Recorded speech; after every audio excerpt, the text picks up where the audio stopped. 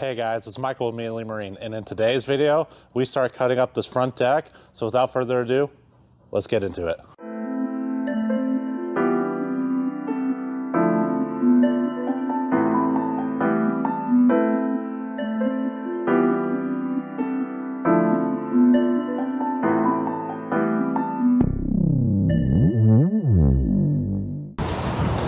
So the next big thing is going to be, we're going to cut a hole up here. He's ordered a new style for us, trolling photo foot tray. This one's out of aluminum. We've been using the plastic ones. The plastic ones were good, but we kind of liked the metal ones from working on other people's boats, so we thought we'd give it a try on this particular approach. Now, we have a soft spot right here.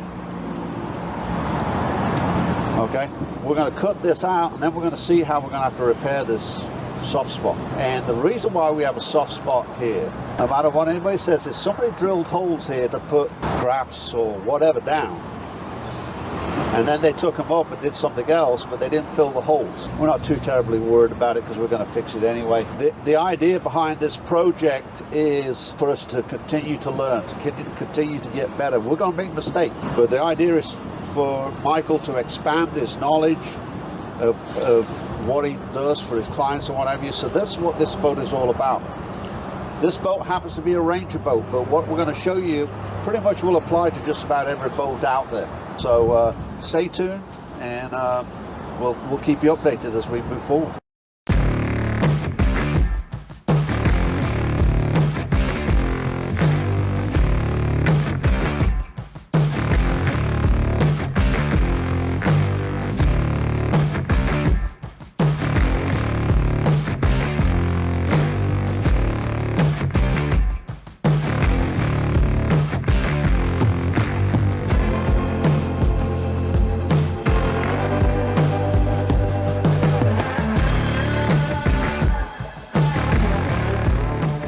You guys have seen us do this before on the 363 project. What we've learned is this hole is usually the center of the boat.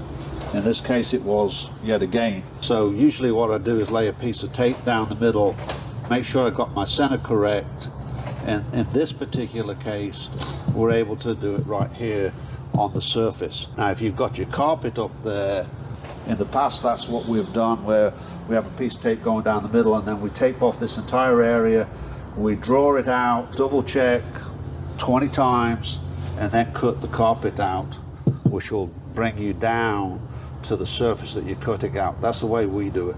So we obviously go from center line out, center line out. The other thing is you've got to decide, do I want to put up to this or do I want a little carpet? We decide to leave a little carpet space in here. Some people butt it up, but if this is not perfectly square, that can create some issues for you too. For us, quite honestly, if we mess this up, it's really not a big deal. Yeah, the other thing that we've run into in the past is usually there's a cross brace somewhere in here, and we may cut into that cross brace. When we cut this out, we only usually put the blade down just enough that we're breaking through. You want to basically get through the glass, the wood and the glass, but you don't want to be having 2 inches of blade sticking out on the back side. And I think you guys are going to be a little bit surprised what we get into when we get into here, but we're not worried about it because we're going to fix it.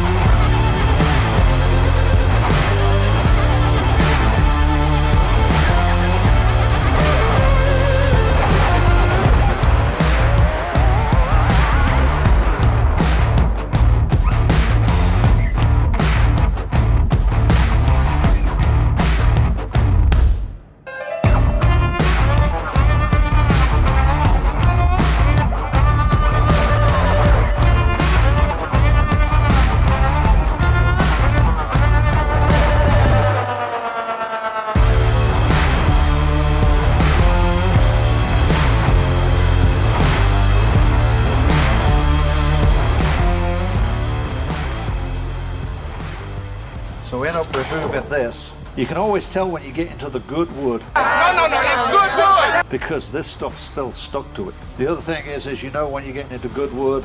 Good wood is very important. Is the fact that you can't pry it up anymore. This area right here was saturated. It was just absolutely soaking wet to the point that the foam underneath is also soaking wet. You can tell the difference between the good foam and the bad foam, and quite honestly, you just push on it. If your fingers just go straight through, it's not good. This area, which was the real bad area, I think it had been stepped on so many times it had broke the fiberglass. There was nothing, very little or nothing here. The other thing that's kind of interesting about the build is this is deeper than this. This is still, just resting my hand on here. This is still quite damp. We're obviously going to have to build in a section here. Obviously then we're going to go back with plywood that will be epoxied to this thing correctly, and then we will have, either we will completely redo this ourselves, or we will bond that in by blending back, epoxying that down, and then fiberglassing over the top. We're not kind of decided about that. The key here is to get this dried out. This is actually fiberglass. It looks like wood. It is not wood. It has the imprint of the wood in it. So we will obviously be coming in here with 60 grit. In fact, you can see the fiberglass right here. This is obviously wood, but you can see the fiberglass right here. So we've obviously still got a little work to do in here. This is pretty solid. This section here is actually fully fiberglassed. That's the reason why we ended up leaving this in. My game plan originally is to drill a hole in here. This is fairly solid, it's not 100% solid. Breaking this through here, getting a chisel, chiseling this out, getting this all dried out. This is where the wood ends, right up in here. In fact, this wood behind here is still in fairly good shape. And then this here, there's nothing, it ends right here. Michael originally wanted to come and cut the entire surface out and replace it. I'm not totally opposed to that, but I got to be honest with you. When the wood is good, this is good wood. This fiberglass is stuck to it. My thing about it is, if it's good and you know it's good, don't worry about it. You just leave it. Maybe somebody can tell me and enlighten me. I don't know why. Maybe this was the Friday build and they had no wood left and they just chopped up wood and put it in there. I have no idea. But it wasn't one big piece. There was a piece here, there was a piece here, and this section here is where it rotted. One of the suggestions we had was to drill holes and epoxy it.